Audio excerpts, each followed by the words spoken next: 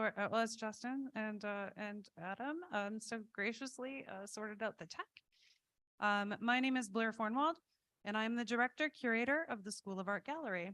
And on behalf of the gallery, I am very pleased to welcome you all to today's talk, featuring Curator Grace Deveney and visiting artists Ron Bechet and Whit Forrester. This talk is being presented in conjunction with the exhibition Open Structure, which is curated by Grace and features work by Ron Bechet, Jared Brown, Whit Forrester, Jenny C. Jones, Harold Mendez, Janelle Ayanna Miller, and Derek Woods Morrow. This exhibition is going to open tonight with a reception from 5 o'clock to 8 o'clock p.m. and it will run until January 28th, 2023. A quick note too is that we've extended our opening hours. So we are now open on Thursdays until 8 p.m. and also on Saturdays from 10 till 4. So yeah, hopefully it'll make it a little easier for people to come out and see the show. This exhibition is really beautiful and subtle and moving. Our visiting guests have been really lovely and wonderful to work with, and I hope that you can celebrate with us tonight. Before we get started, I want to acknowledge that we are gathered here on Treaty 1 territory.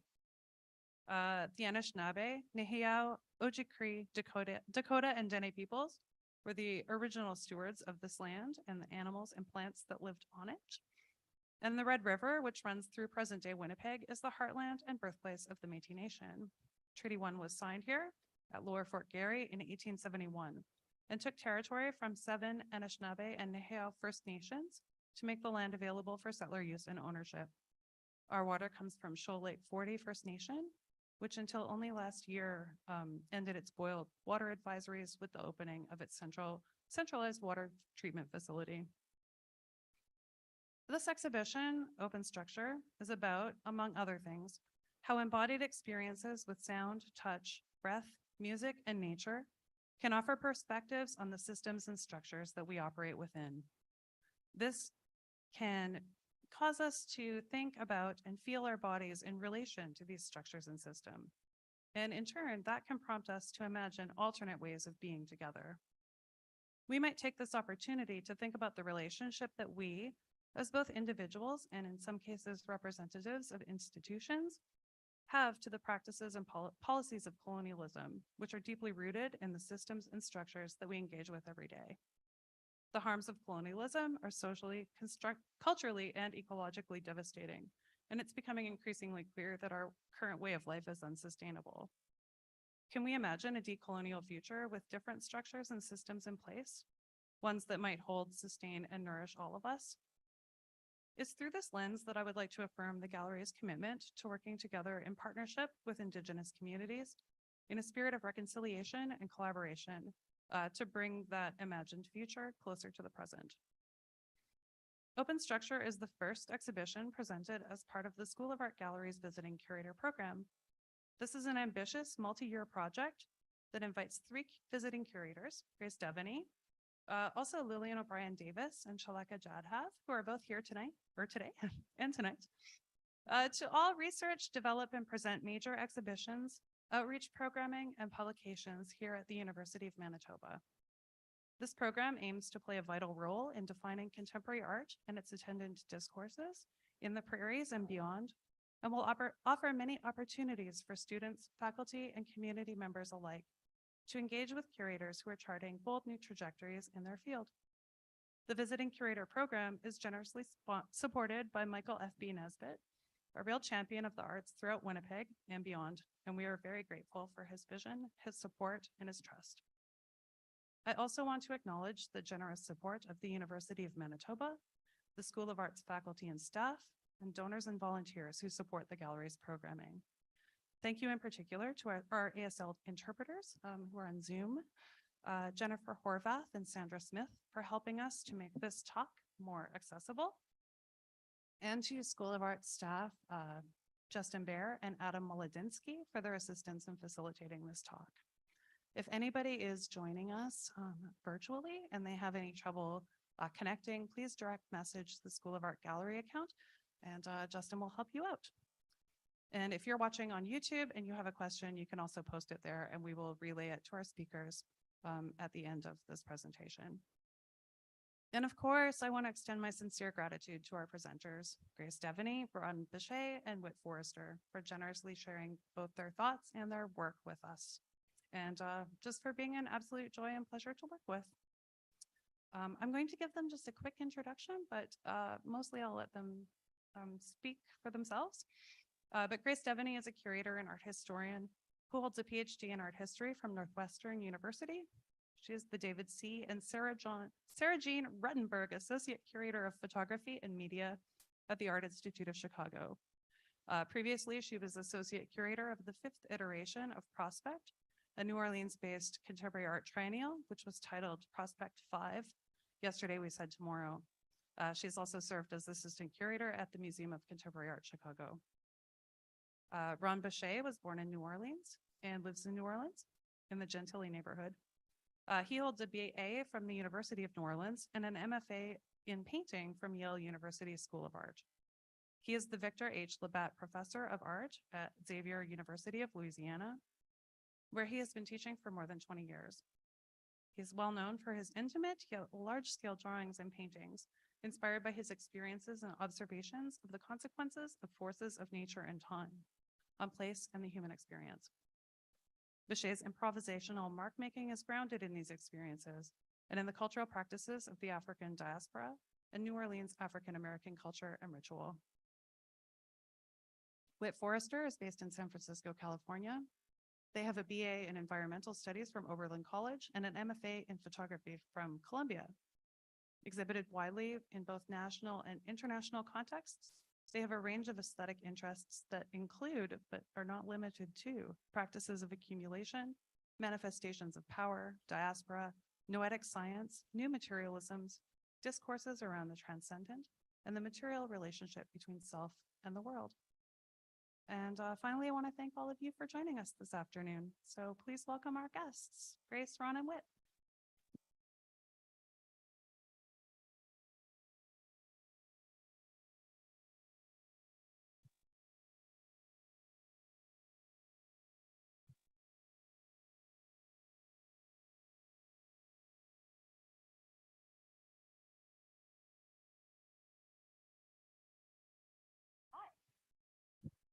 I think I'm supposed to speak closely to this mic for the Zoom audience, so I will do so. I just want to thank all of you for having me here as a visiting curator. Thank you to Blair for the invitation. It's just been an incredible ride. Thank you, Michael. Thank you, University of Manitoba. Thanks to everyone who organized this talk. I'm just filled with gratitude. So with that said, I thought that in terms of a structure for this conversation, the three of us will each speak a little bit about our practice and our relationship to this exhibition, and then we can all be in conversation with you. So to that end, I thought I wanted to start by providing a little bit of the framework for my thinking about the exhibition, Open Structure, which I hope you'll see downstairs. Initially, when I got the invitation to organize an exhibition here, I was based in New Orleans, and I was engaged in some ongoing research on anarchy, sonic practices, and geography. In particular, at that time, I was reading and moved by Marquise Bay's recent book, Anarcho Blackness, Towards a Black Anarchism. And in that book, Bay is articulating what anarchy can offer to contemporary politics and how that connects with the Black radical tradition. So I'm going to just read a quote that really spoke to me from that text. So Bay says, "Anarcho-Blackness expresses what might be understood as a Black anarchism insofar as it designates a gratuitous disorder that engenders the possibilities of living unbounded by law, which is to say unbounded by violence and circumscription." So this was, I think, in 2021, early 2021. So this felt particularly resonant and inspiring as a way of thinking about all of the new structures that were emerging at that time, everything that we were all going through and involved with. And yeah, it just was a really helpful and inspiring framework for me. So as an art historian and curator, I'm often thinking about the ways theoretical ideas about society and structure relate to artistic practice. And for me, I'm interested in the ways that artists can work through these complex ideas in ways that are sometimes visible and explicit, and sometimes just working through metaphors that allow us to think about these kinds of structures. And in particular, this question around ways of eschewing violence and thinking about other ways of living made me think about artists that were working through embodiment and sensory experience as a kind of counter to these conditions that Bechet is describing. So from there, I started to have conversations with artists that whose work I found inspiring, who I thought were sort of thinking through similar questions, and along the way, an interest in sound and formal composition, experimental uses of material, improvisation kept coming up as ways of working through these questions and thinking about how anarchist frameworks might work in a studio practice. So those things really are at the base of the show, but I think that it's all kind of embedded in what you'll see in the gallery in ways that I can talk through a little bit with some examples of work of some of the artists who couldn't be here with us, but who were deeply influential to my thinking. Justin, could you go to the next slide, please?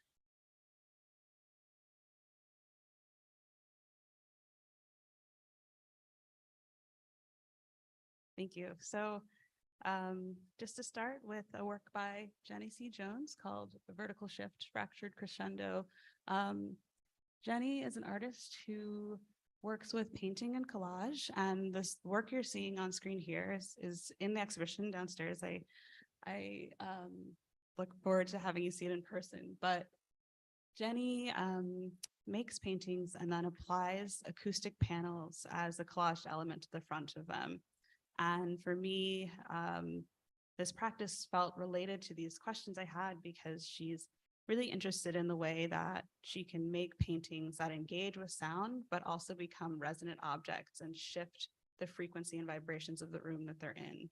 By putting these acoustic panels on the front of her paintings, they start to affect the sound around them. So again, that's like, for me, that was a way that these questions around structure and environment kind of work their way out in an artwork.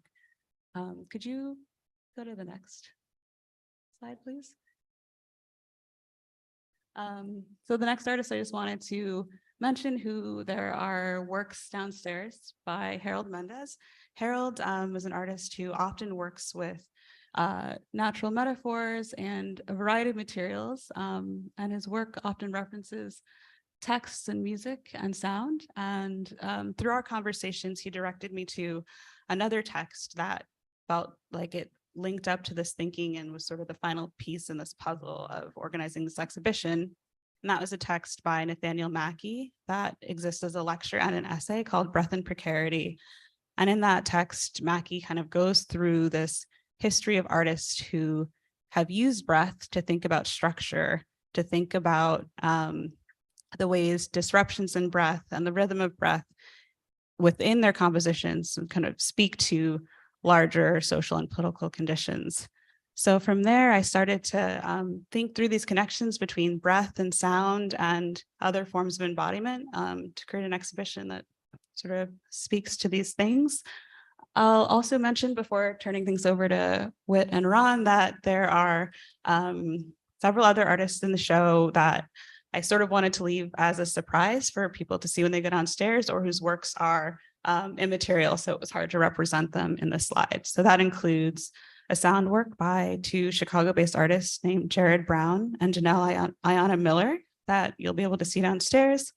And Derek Woods Morrow also has a new sound-based sculpture downstairs that is just really uncanny. And I want to kind of leave that as a surprise for you all since you all get to see the show.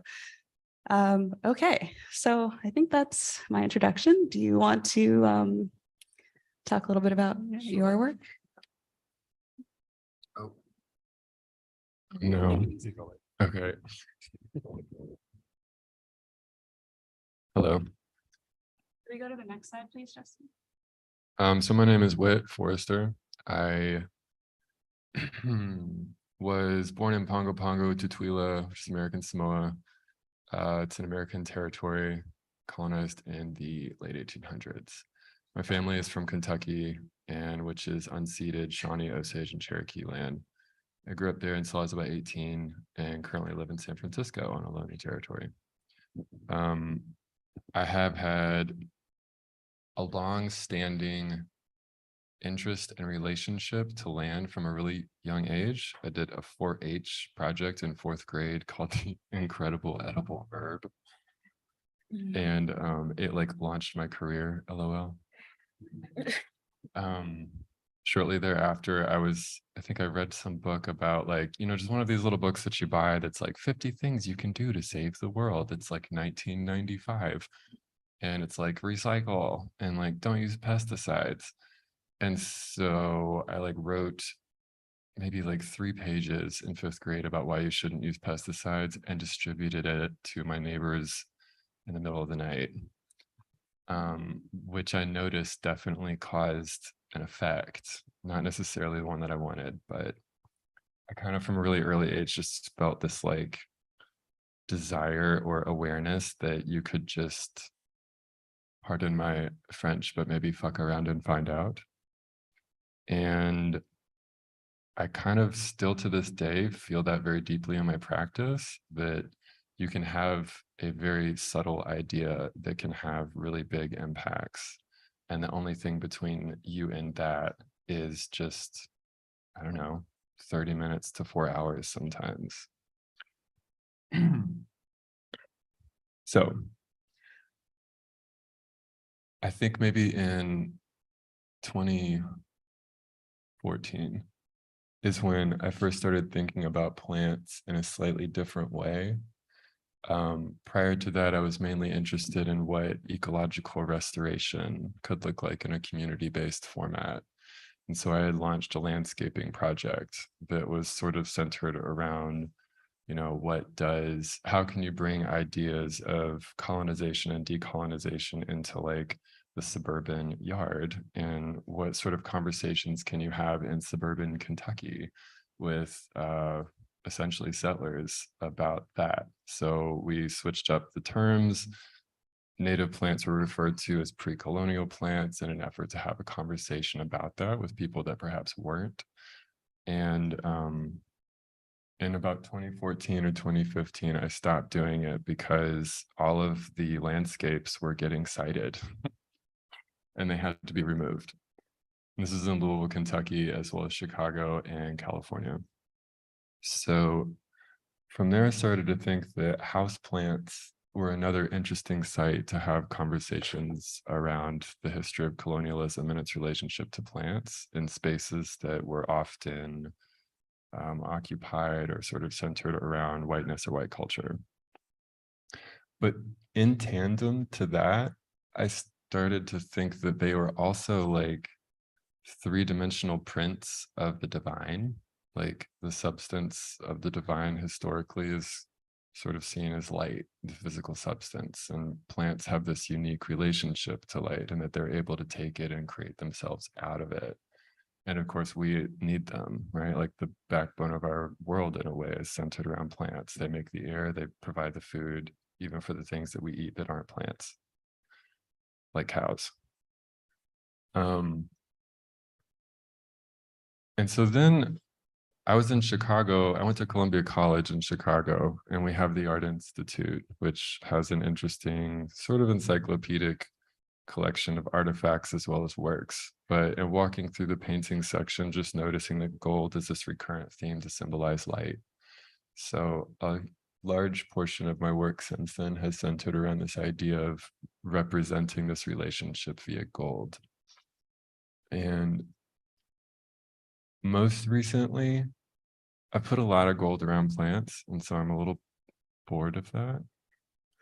But there's another interesting sort of substance that kind of connects to the divine, and it's electricity. So I see consciousness as this sort of ineffable thing. It's like the more we look at it, the more we don't understand it from a scientific perspective, right?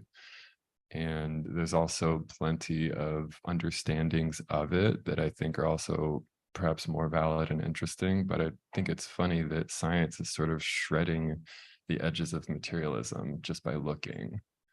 And I've wanted for a while to think of what could a communal experience of the divine look like in an art context. And so I wanted to create these large golden pieces reminiscent of stars and have them be sort of site-based and in a way represent something akin to like a constellation that's activated by people with electricity in communion. So the pieces are meant to be touched and connected by yourself, but also in groups, with this tactile feeling of electricity being sort of a hypothesis of like, does this convey, does this create experiences of the divine, or of like collectively shared experiences that kind of allow us to elevate beyond just our daily experience. Is that pretty good? Okay. I guess I'll pass the mic to Ron at this point. Thanks, Whit. And I guess too, before I started, wanted to also thank everyone.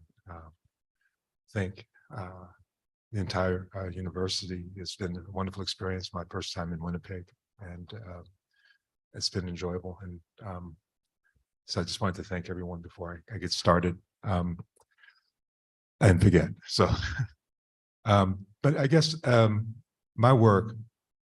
It's interesting to note that from structure, when I first started painting, and I started off as at a very young age too, from the time when I can remember being often chastised for doing some work on my mother's walls. So, but also in school and elementary school, one of my first experiences that I can recall that I really still think about today and still think about it when I teach is I go back as far as the mimeograph, guys. So I don't know if you guys know what that is, but it's a reproductive system that has this wonderful smell, and we all like to sniff it when it came right off of the press.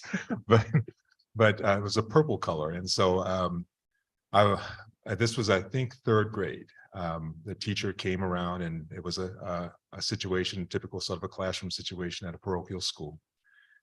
She gave us all a little pack of 5 crayons and a mimeograph copy of a duck. It had to be Easter time, I guess.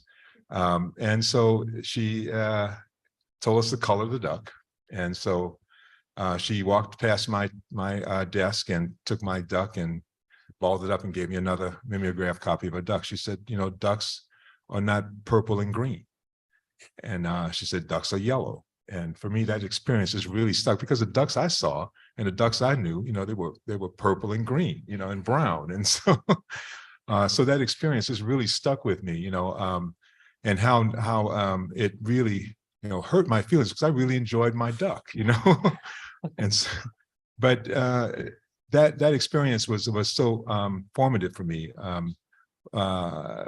because it really changed my thinking about, you know, where I should be thinking about it, making things. And so I guess I started off in painting formally, making photorealistic paintings, which I can't believe I did now, but and eventually learned the fact that, you know, that's not the way that I really wanted to express what I was experiencing and what I was seeing and feeling. And eventually now, to the point where it's completely improvisational. where I basically put paper on the wall and have faith that something's going to happen. And so in terms of being an open structure, it is completely open and experimental in some ways, but very much about improvisation. And so I'm counting on my experiences, those things that I feel and think about, and those things that I'm trying to understand and experience with other people, or coming out through this making, this mark making, this total almost accident of what comes from what's coming physically through me.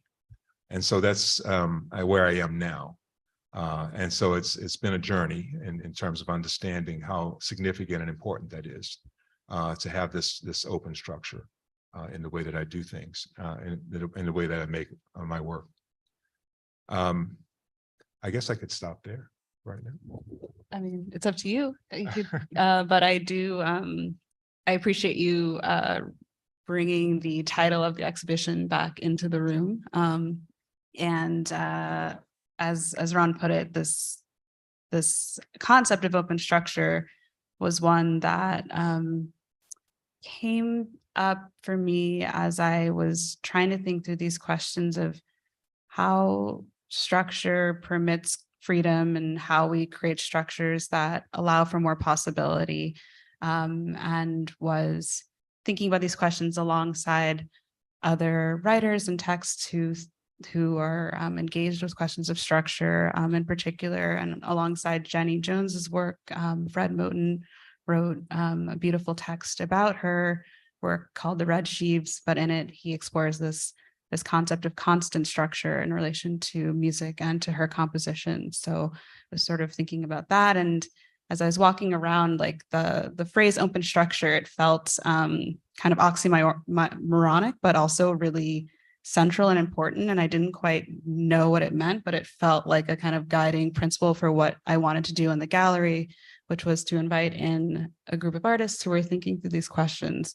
So thinking of the exhibition as a kind of container for possibility and structure. And then happily, through my research, began thinking about the term and its other use in relation to music and harmonic structures that are open and contain more than an octave, and thinking about that and the metaphorical possibilities of incorporating this range of possibilities. So I think for the next part of this conversation, I'll maybe just ask you two some questions, and also for everyone in the audience, if you have any questions for the artists or for me, I think feel free to jump in. But maybe this first question is for you, Whit. Ron spoke about his relationship to improvisation and this kind of almost channeling that happens in the work. And I'm wondering if you also have a relationship to those approaches or strategies in your practice as well. Yeah, absolutely. I have this feeling that art comes from the future in a way, and that we just sort of bring it into right now, but we're like remembering tomorrow. And that sometimes like the people who show up around it, the things that happen to it, whether they be accidents or, you know, marks that I don't intend to make, but are maybe products of shipping or products of somebody's accidentally bumping into it or something like that, never get me irritated. I feel like that's supposed to be there, and I really enjoy that like it even points to like having a life in a way. So yes, I absolutely feel like the artwork's having a life. Yeah. Yes. So yeah, yes, absolutely, very improvisational. Address that too a bit. I think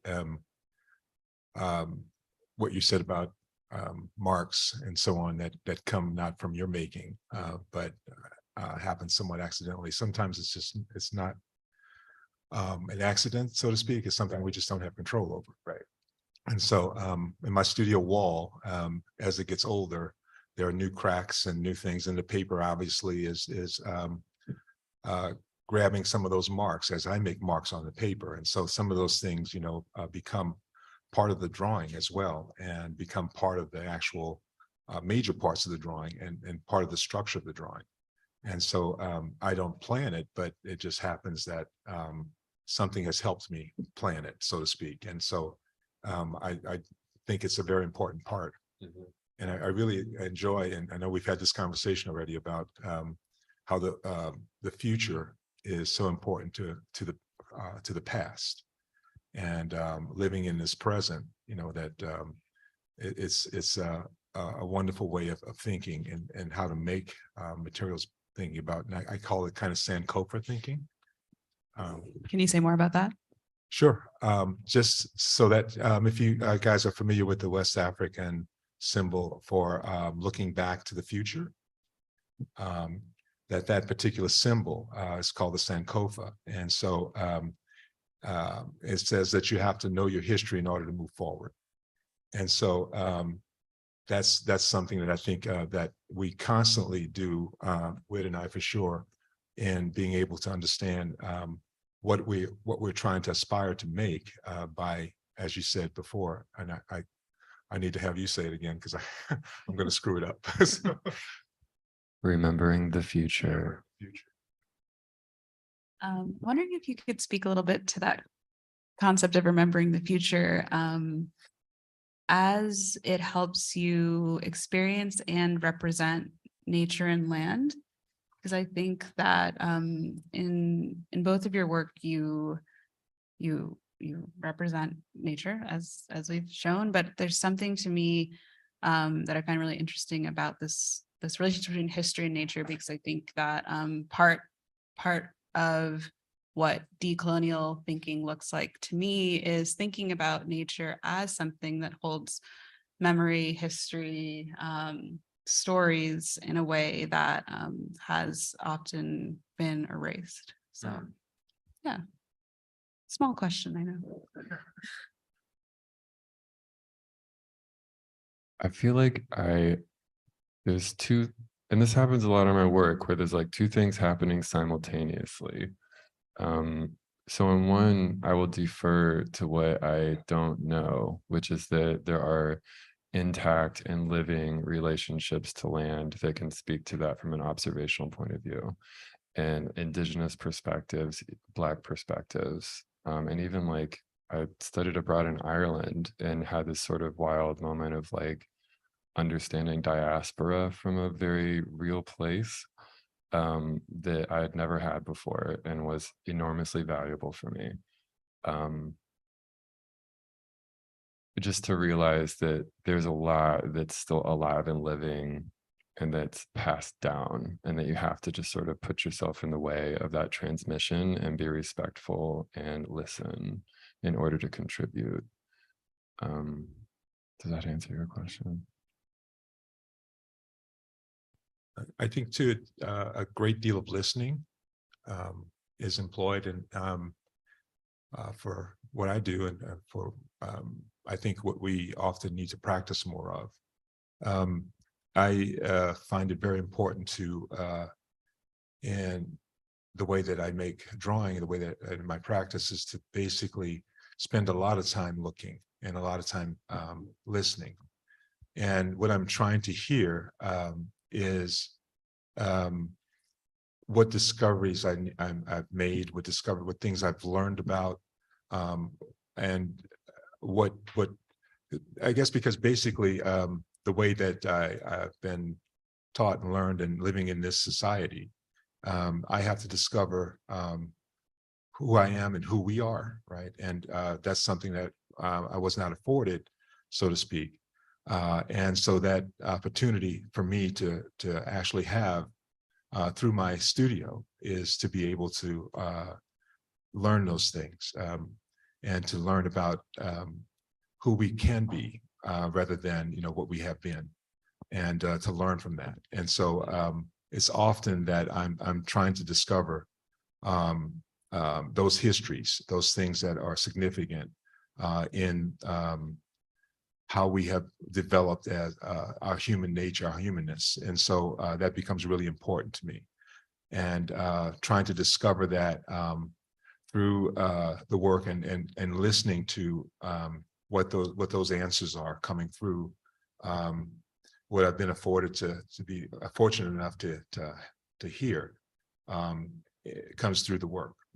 And there's a lot of symbols that I've developed personally that are represented in the work that, you know, we don't have time to, I don't have time usually to go through, but there's a lot of that. And as you look at the work and you look at a couple of them together, you can see some of those same things that happen again and again, but there are ways of getting out some things, healing some things, dealing with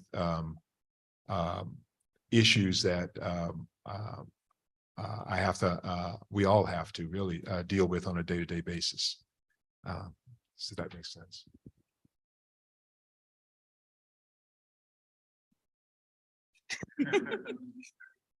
I don't know what I'm about to say, so you should probably. I was just going to pause for a moment to see if anyone in the room or virtually has any questions. We don't have any virtual questions. And I think in deference to the virtual attendees, I would just ask that if you do have a question, maybe you want to come up to the microphone and ask it. But it sounds like no one does, so that's fine. I have But plenty of my own. I will. just don't like to barrel through without. I checking mean, in. since I'm up here, Okay. I think that that in your work, Ron and Whit, and also in the other surprise works in the exhibition, there's a lot of like scale. The scale of the work is seems very significant, and I was wondering if you could speak a little bit to that.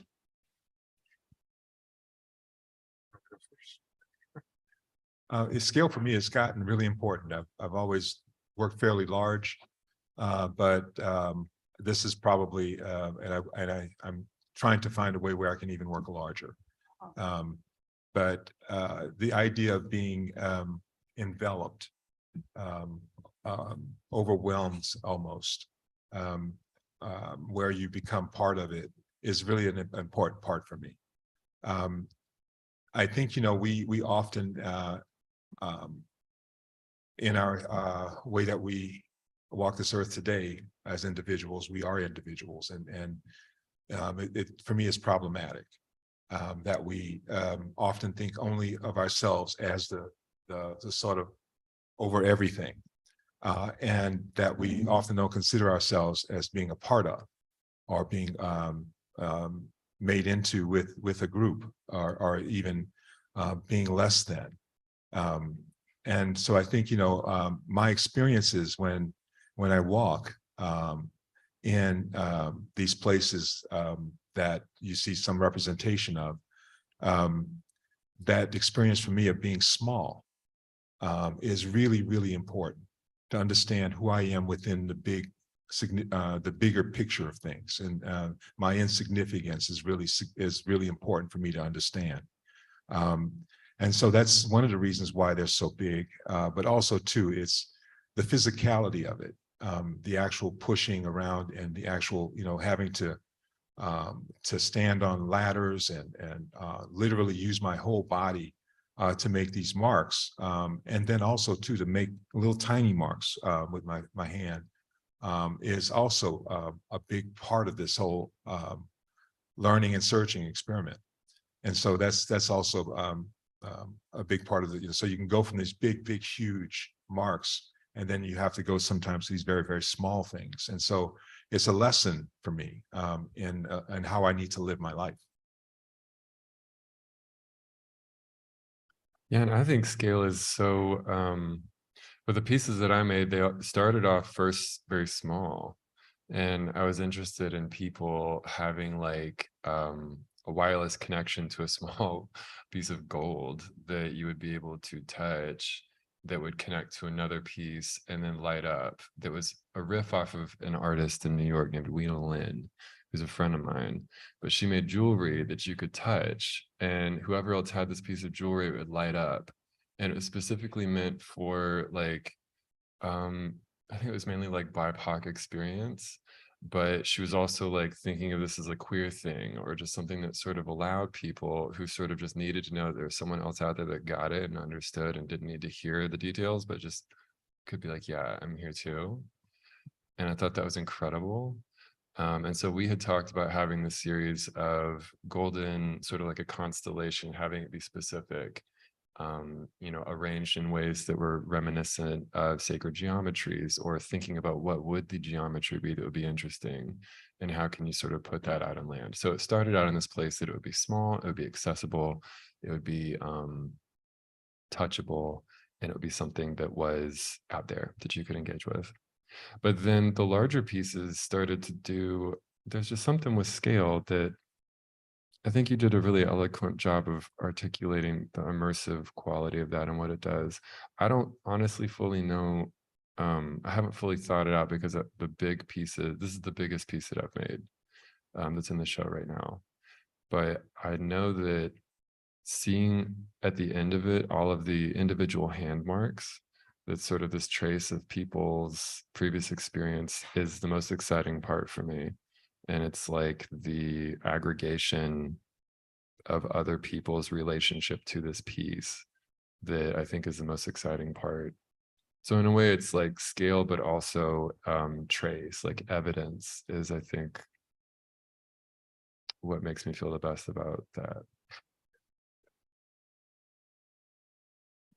Seems to be the longest. And I think just speaking to the exhibition as a whole and questions of scale within it, I was really interested in having some artworks that were immersive in the ways that Whit and Ron are describing, but then also having works that you have to get closer up to, or have a more subtle engagement, and creating this range from this large scale visual experience to more intimate viewing things.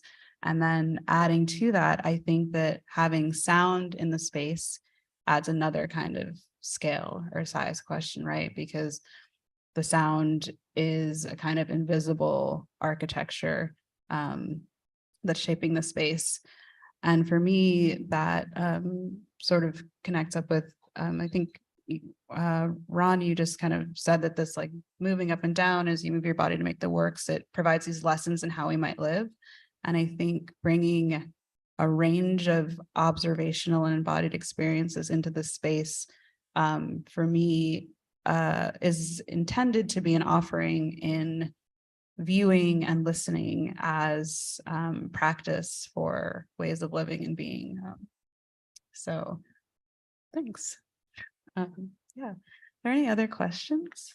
We have an online one. We also have an in-person. Can we? Yeah. Sorry. Okay. Yeah. Let's do the in-person first. Not to privilege one. Mel, we'll do your question right after this. So. But do you also have a question? Oh, yeah. I love it. Great. All right. You know, I hate coming up to the mic. It's so intimidating. So I'm so nervous. So it's okay. Mine isn't really a question. It's more of an observation and a comment, because the sense of decolonization. Well, my name is Suzanne McLeod. I'm an Indigenous art historian here at the School of Art.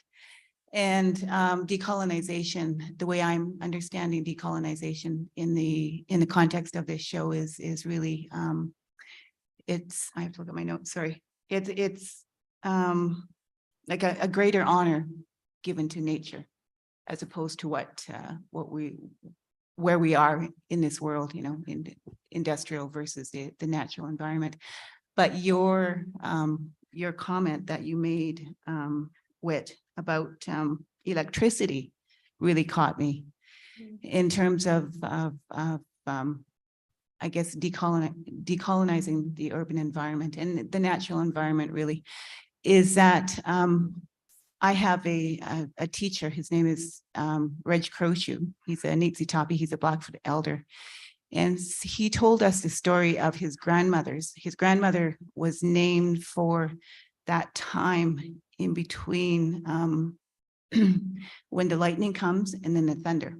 So she was named for that space, you know, so she was given this powerful name. And so it's so when you talked about the forces of power, I think that in that conversation around you know, and the sound architecture that you actually talked about, because it brings it to an entirely different, I guess, a different realm when you consider that Indigenous people had that kind of awareness and that knowledge, you know, in this, I guess, in this large conversation that we're having around decolonization, these natural environments. So it's not really a question that I had. I just wanted to bring in an awareness of, Yes. yeah, is Thank you. even just in the naming of spaces, as well as these, as well as the essence of sound and resonance and the idea of power. Power is so it's a colonizing term to a certain extent, but when we look at it in the natural environment, it becomes organic, it becomes part of us, you know, and so to me, Reg's grandmother's name reflects that, you know, so I just wanted to share that. Thank you so much for Mhm. sharing that. That's incredible. Thank you. Thanks. Sorry. Whit and I had a conversation the other day too, talking about sound, but also to how that sound is a vibration, and that vibration is visual, is auditory, is in many different ways, is tactile. So that vibration is something that we can relate to in in a number of ways. And so whenever we think about anything that has movement, it has vibration. The communication is through vibration, you know, so all those things are something that we consider in terms of what Whit was doing with when we were touching Whit's piece a little while ago. This tremendous vibration, and thinking too about the way that even plant life communicates is through vibration, and through chemical vibration. And so there's different ways that, you know, we can associate this, not just thinking so specifically about which kind, but there is, you know, our heartbeat also is stimulated by a vibration. So, you know, I just think that might be another way to kind of think through this as well. Yeah, and there's a way of, I don't know, I think maybe most artists, I believe, exist in this space where I don't really know what I'm doing. And everything that I make is sort of a hypothesis and an experiment and a curiosity about what happens when. But it's interesting to hear what you just said, because my friend, one of my best friends, like probably my favorite person on the face of the planet, is this person I met this summer, DB Amarin. He's another artist. He lives in the Jersey area, but by way of Hawaii, and by way of his grandmother was from Samoa as well. And his uncle's name was the word for electricity, which predated, of course, colonialism. And it was interesting to have these conversations with him, because he's such a like so much of his work is kind of predicated on it, and is sort of thinking about what happens because of it and with it. That I'm just very curious about what happens when sort of the idea of electricity and what it is and vibration and whatnot is explored in almost like a community-based way, that like we can redefine what it is and how it is and that sort of thing. Yeah, thank you.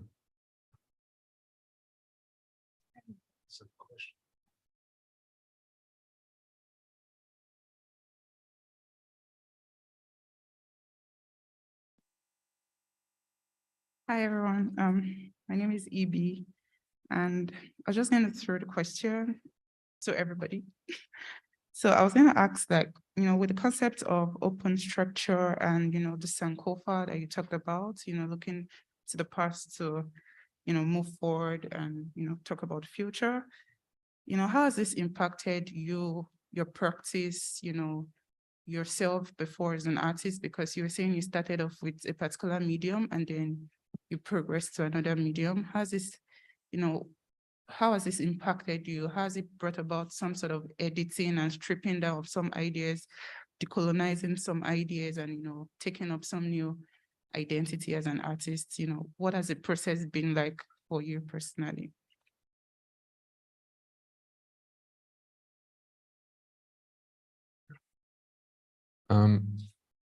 Well, for me, I'm descended of settlers. So on my mother's side, it was Scots-Irish Appalachian. We're Melungeon, which I don't exactly, no one really can articulate what that is. I feel like Ancestry.com has more of a, weighs in more heavily than anyone in my family ever did. But it basically just means tan. And there's this like myth in Appalachia of like, oh, like someone's grandmother was Cherokee, which is largely not true, not often true. But growing up, there was that side. And then on my father's, it was just straight up Scottish. Like my grandfather had a brogue. He's from Inverness. He didn't like Catholics, it was like sort of intense. And so the process for me has been one of like simultaneously wondering like, what is my place? Like, what do I do in this? And it has felt like there's, again, this kind of duality of things. One being learning my lineage, learning where I'm coming from, and taking that very seriously. And also not like feeling that as if that entitles me to just wade up into any space and dictate my thoughts on decolonization. But the other side of that has just been to listen and to hear what's being asked or requested or needed, and wondering what's the way in which I can assist or be helpful and offer up ideas or offer up access to resources. I remember once getting pulled over, and this is at a very young age, but the person who was driving was a mom, and she was like, all right, y'all, play your position. And so we instantly just started crying. And when the police officer comes to the door, it's like there's two kids in the back wailing. And so the whole interaction just kind of like ended much faster than perhaps it would have, because she was definitely speeding. But that has been something that I've thought about a lot as well. It's just like part of, for me, what decolonization means is like just listening a lot and trying to figure out how to better and better and better play my position. Does that kind of answer your question?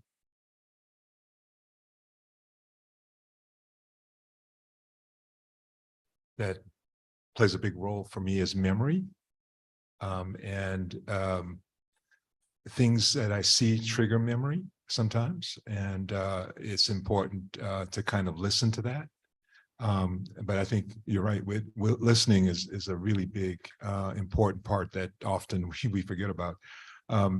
And so listening to, the memory and trying to understand what it means in terms of your present, so that you can literally move forward to your future, is something that I try and practice a lot. But, I guess you brought something up for me when you talked about the police pulling you over, but, my experience was very different. And I don't want to relive that memory, but certainly, that's something too, that when we talk about a lived experience and being colonized and so on, that thinking through those experiences and, how can you personally deal with them, but how can you help others to deal through some of those things through what you make, sometimes is important. And helping you to think through how should you live your life, and how can you best work with others to to live through those experiences and make those experiences something that should not, how do you get through something that to make this place more humane, in other words?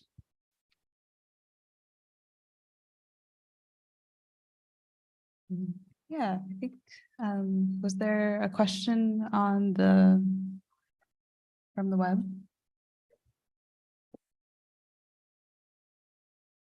I'm learning a lot about how to set this stuff up. I think I need a mic here too, eventually. So we had Mel online on Zoom asking for Whit and Ron. Now that the pieces are installed, how do you feel the pieces interact with each other to give the idea of open structure? As in looking at your piece and seeing it across from someone else's and seeing the correlations between all of your pieces.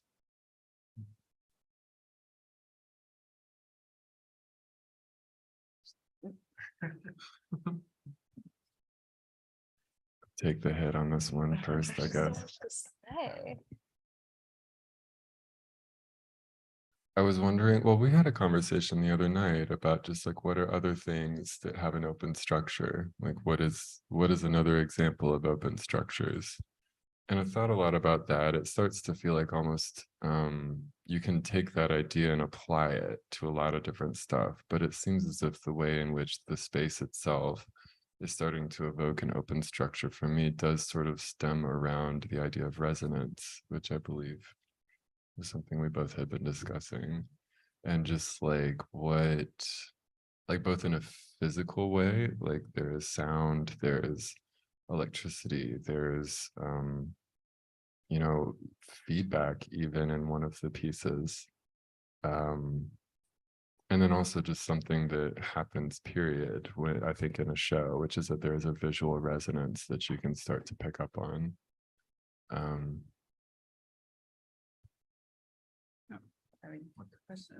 Place.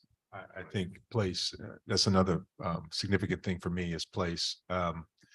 And I was just really pleasantly surprised and pleased to see how well the work of the different artists works together. It was just I looked at Grace and said, "Wow, you really planned this." And then Grace, well, I'll let her tell you her feedback on that. but it really resonated when the particular piece as the larger piece that's downstairs now came. It is odd that Whit and I both were using gold leaf, and we had no clue that that was going to happen, but it did. And the significance of the circle. Also in that piece, there are circles, and the circles, the meaning for my circles are similar to Whit's, but very different. And so it's amazing how, and particularly the sound and the actual vibration in the room, and the voices that are in the room as well, how the room changes in terms of temperature because of that. It's just a really exciting experience to see it and to experience it. One of the things that I think with your piece too, like just your practice, is this idea of like an open structure, that like it's a walk and it's an absorption and it's a feeling and it's taking in a lot and then sort of being able to create something from that, that we are these like almost like storehouses of the structure.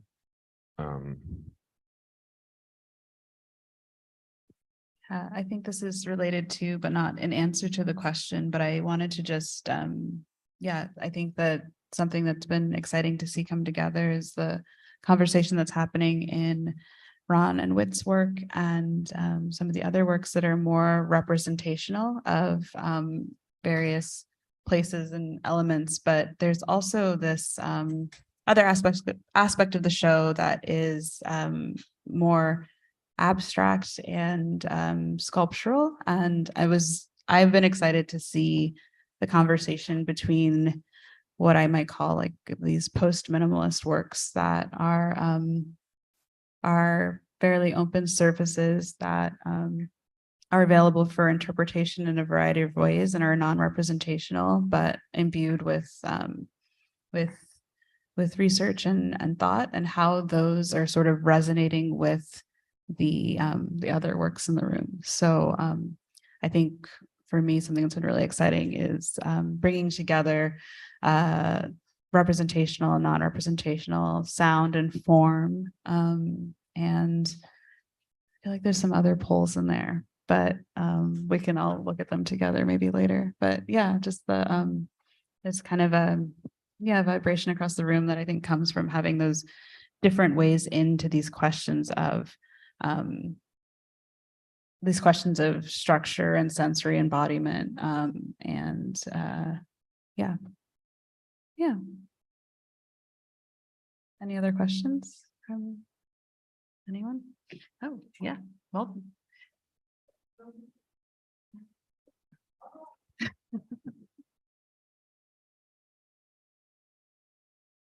Thank you. Really great stuff. I was wanting to maybe build on your conversations about open structures, because I mean, theoretically, an open structure should happen spatially. We know this, and you've been talking about that, and it can happen temporally as well in time.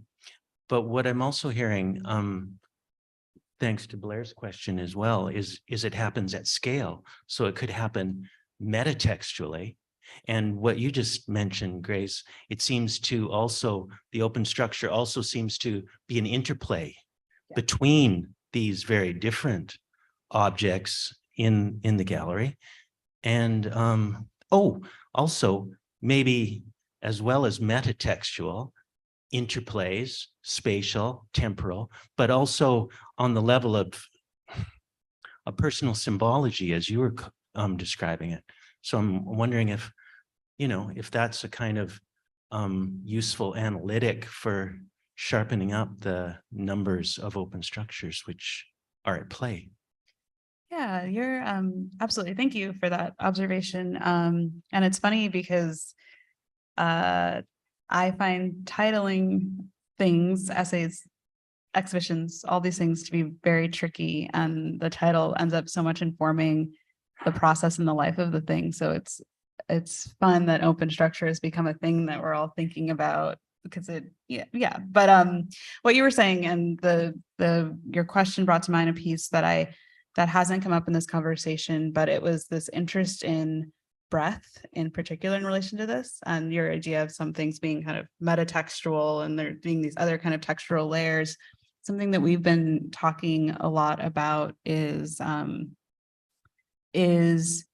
breath as a structuring element of life, and these moments when there's a disruption to it, whether that's a shout or a sneeze or a whisper, that they signal these other kinds of ranges, right? And other kinds of experiences, and they bring other kinds of moods or feelings or what have you into the air. And when you go to the gallery, there's this quote at the top of the intro that I don't think I can cite verbatim unless I can.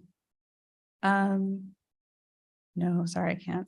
I thought I won't bore you with trying to find this, but basically I was just been really taken by this piece from Mackey's lecture, where he talks about how in these moments when breath, this thing that normally goes unnoticed by artists, becomes a subject of intense focus, it signals other kinds of anxieties or disruptions. So that for me is also, I think, kind of related to this question of open structure and the various registers it's operating in when it's something that's kind of disrupted or shifted. Yeah. Did you have a question? You had a call. Yes, hello.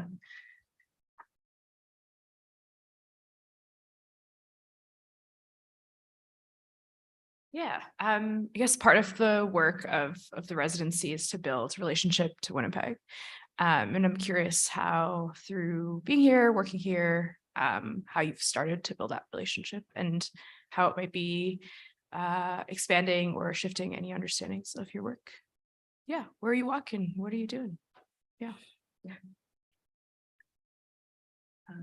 I'll maybe answer first because my answer I think is the least interesting perhaps, but and it's tinged with a little bit of sadness to be totally honest, because I had hoped to have a more extended engagement here and really get to be here in ways that were precluded by a variety of things, some of which we all know about and some of which are personal. But I feel really grateful to have had the opportunity to spend time here. Ultimately, I think the exhibition that I made comes from longer standing research and an ongoing conversation with artists that I was in community and conversation with earlier, because I wanted to me, that spoke to a form of not making assumptions about a place or not assuming that I knew more than I did as a visitor. But I look forward to getting to spend more time here and deepen those relationships as time goes by.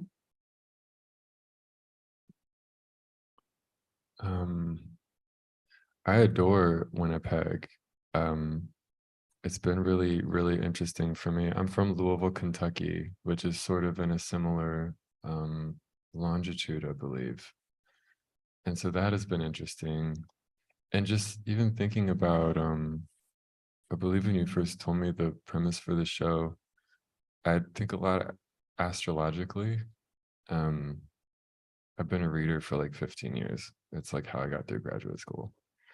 But I think a lot about like on the longitudinal line, the thing that's unifying that is the exposure to light in a way, at least at the moments where light is even.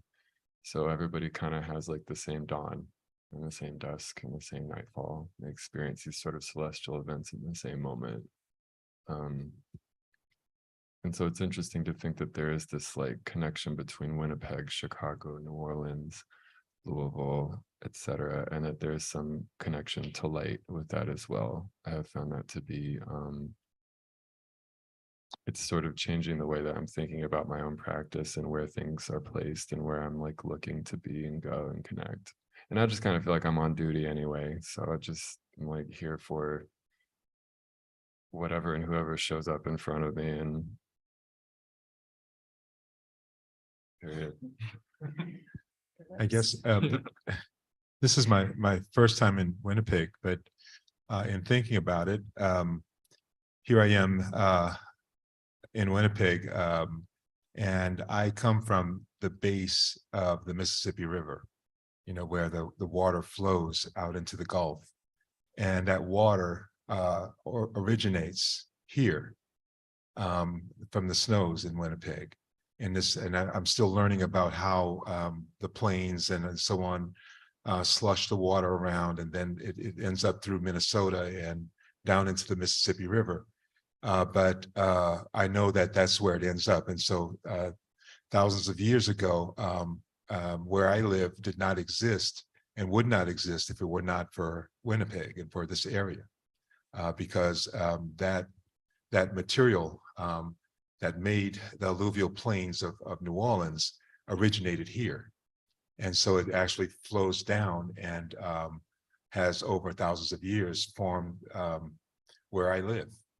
And so, where what I understand in my place comes from. And so it's a thought for me that just really, you know, causes me to pause and think real seriously about, you know, our existence, you know, and what does that really mean? And so that's something that I find amazing. And, you know, outside of what I do in my studio, I also work a lot with people in the community, and we always talk about the river, you know, and how central the river is to our existence, and how light and water and the land become so important to the makeup of who we are, what we think, and how we live our lives. And so if that's the case, then, you know, Winnipeg is a big part of me and a part of my community. So if that makes any sense. Yeah, thank you for that. Yeah, I think that interest in longitude is something that has come up in our conversations and in our circle last night. So I hope that this can all be the beginning of a conversation rather than the end of one. Are there any other questions? All right. Oh, sorry.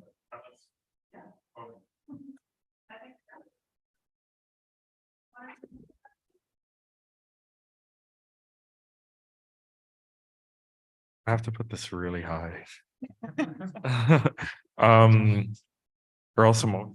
Is this a question from you or From me?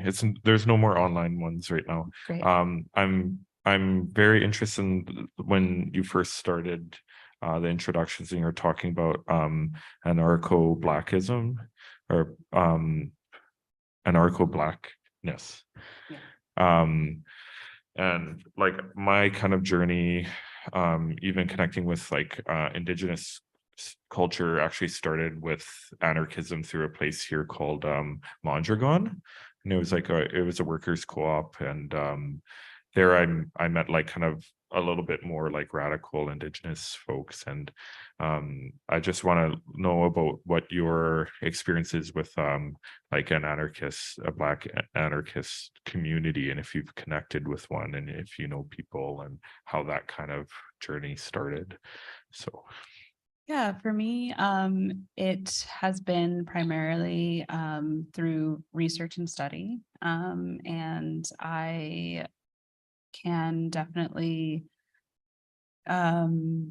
think of some collectives and people you might connect with in New Orleans and Chicago.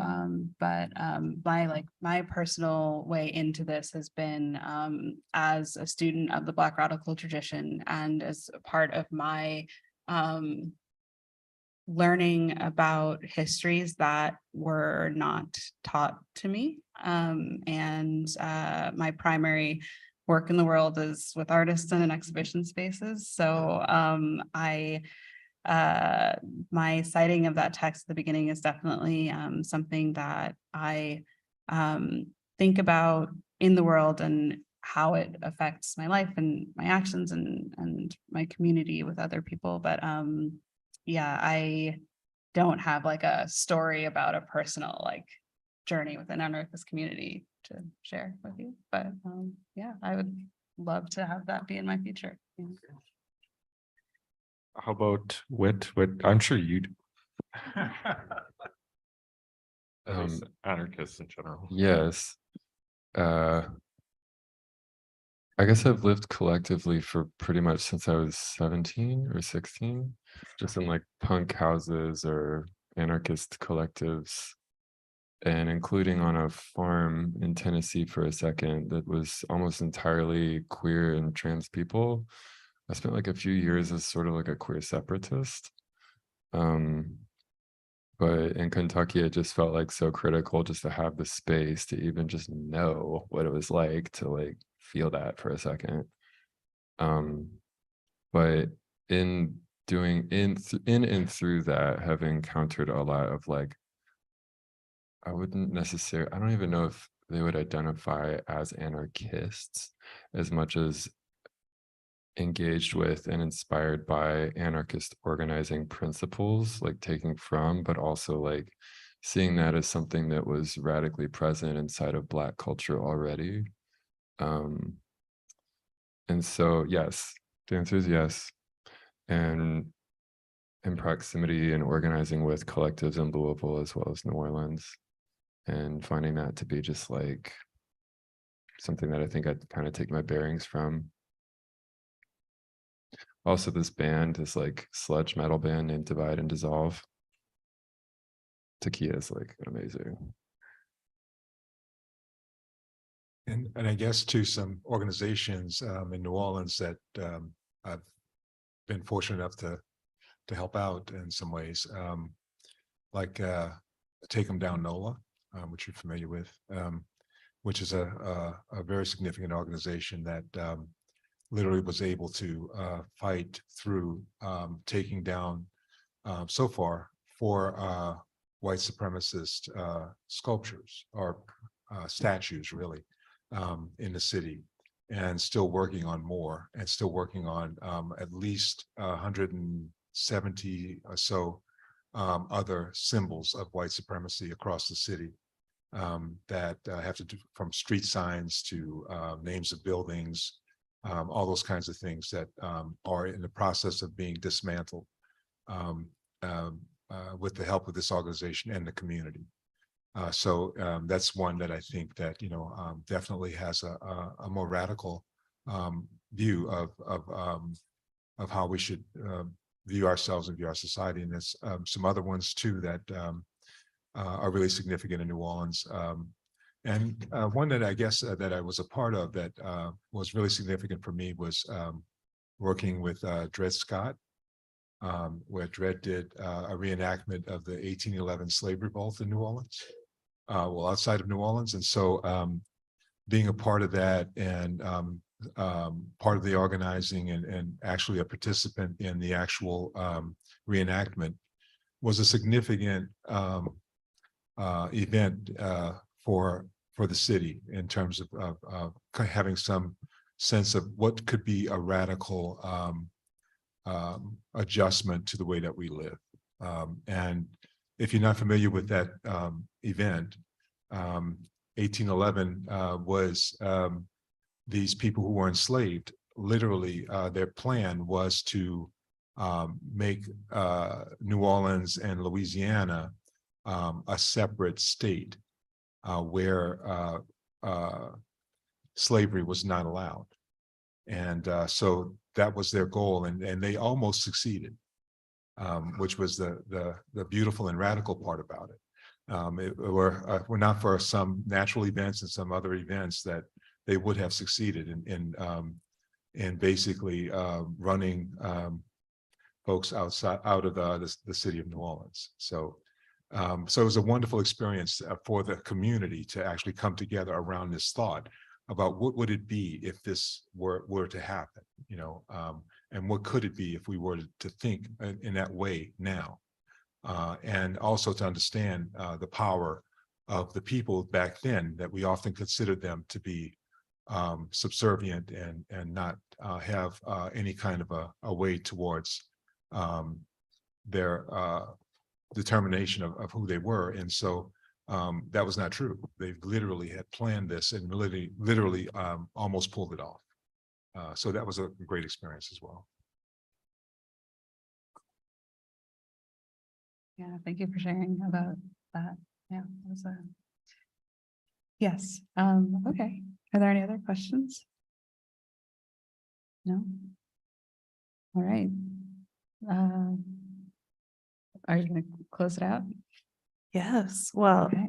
thank you so much for your generous and invigorating talk. Like, I feel quite thrilled by all of these ideas, and thank you everyone for joining us. And I hope to see you all later this evening at 5 o'clock for the opening. Could we also say, I just was Say, thinking of a few things that that the sound work that's in the exhibition, I wanted to say this for here and people online, by Jared Brown and Janelle Miller will also be played on the radio, or a version of it will Oh, be on the yes. radio. If you could remind everyone of the dates of that, and then also Derek's performance. Okay. Okay, so yes, we do have upcoming events, programming in conjunction with Open Structure. Tomorrow at noon, Ron Bechet and myself will be providing a tour and talking about the exhibition, and that is at noon in the gallery. And I believe Janelle and Jared, I think it's December 12th at 10:30 p.m. for all you night owls. They will be doing it's like a radio edit and a different iteration of the audio piece. The kind of so stunning audio piece that's in the gallery. And that will be on CKUW, on the radio program, The Monkey Sparrow. And Derek Woods-Morrow is going to be here on the 12th of January. On the 12th of January, and he will be performing a new work in the Collections Gallery in his sort of adjunct installation that is being presented in dialogue with Open Structure. Yeah, so that's very exciting. Thank you. Thank you. So Everyone. come to everything.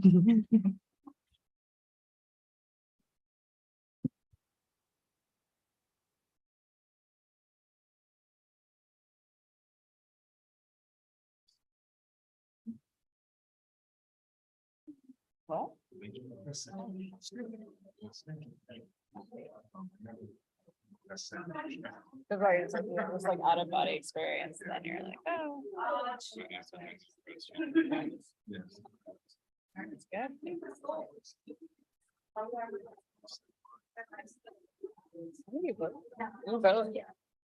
You both did great. I mean, I think you can listen to other people's answers more clearly than your own. Yes. We should print these off. It's always the first thing I try to do. That's right. Yeah, I was like, I should rip it off.